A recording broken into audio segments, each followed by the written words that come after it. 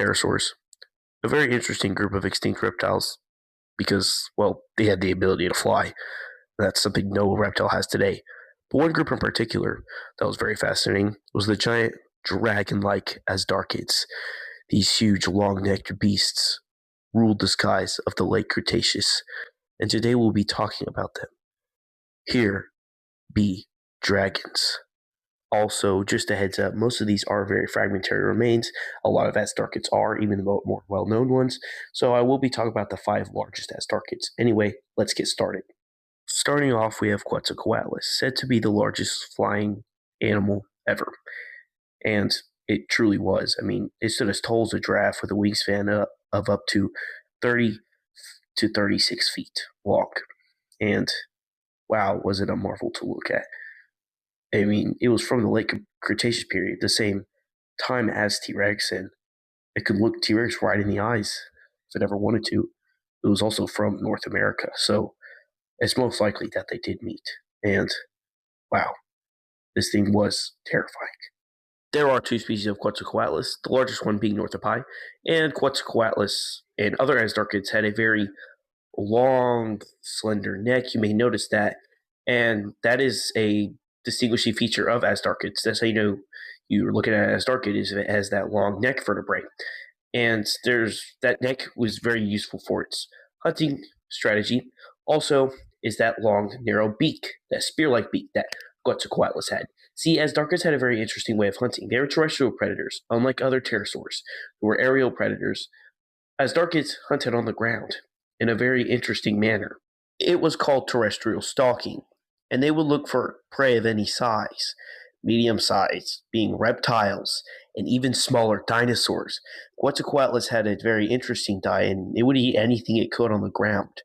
It would then swallow it whole. That's why it had a relatively big head and long spear-like beak for it, so it could spear it to its prey and then, of course, swallow it whole. Their necks also had decent flexibility to be able to do this, so they could move their head down and swoop up or snatch up their prey and basically swallow them, or throw them up and swallow them if they wanted to. You could think of them like murder storks. It would have not been fun to see. Quetzalcoatlus was the most popular of these Azdarchids. There were other ones, but this is usually the one we know more about. But even then, it's still very fragmentary. We don't have a full school for it. Oh, well, we do, but not in North Pari.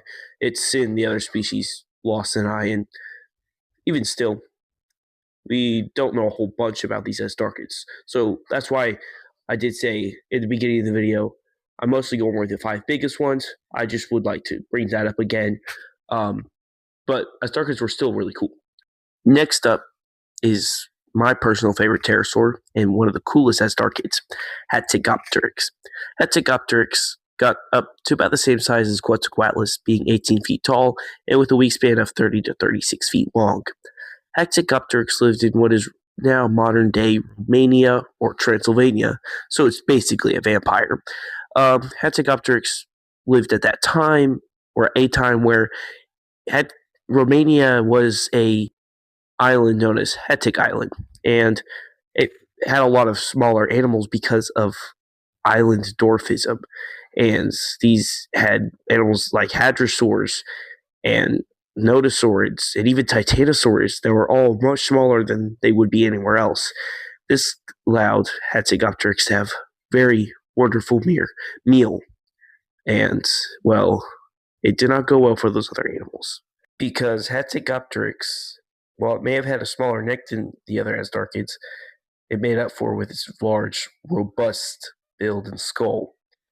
And that large, robust skull and that had a big, robust beak with a wide gape, allowing it to swallow this small, compared to other dinosaurs, but still decently large prey whole, piercing through them and swallowing them whole does not sound like an ideal way for these dinosaurs to go.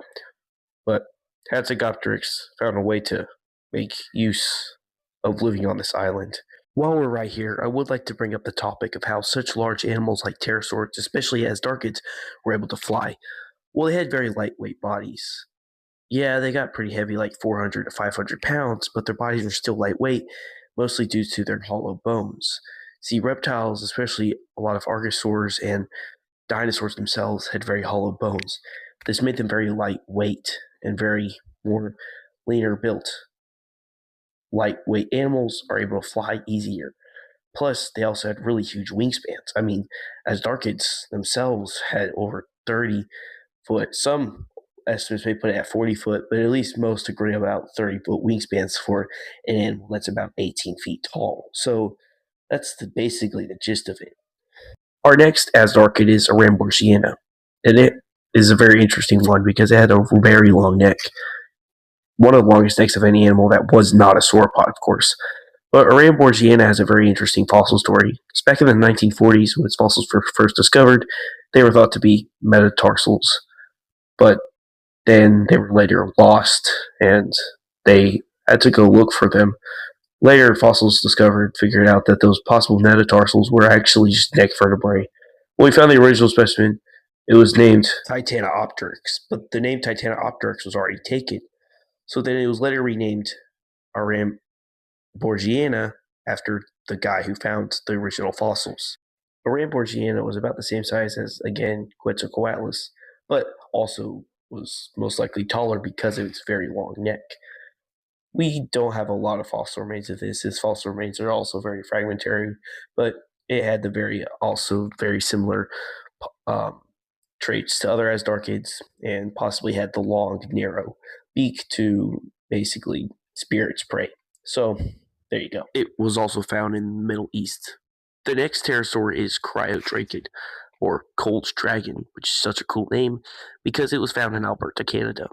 Cryodrachid was originally classified back in the 1970s a species of Quetzalcoatlus.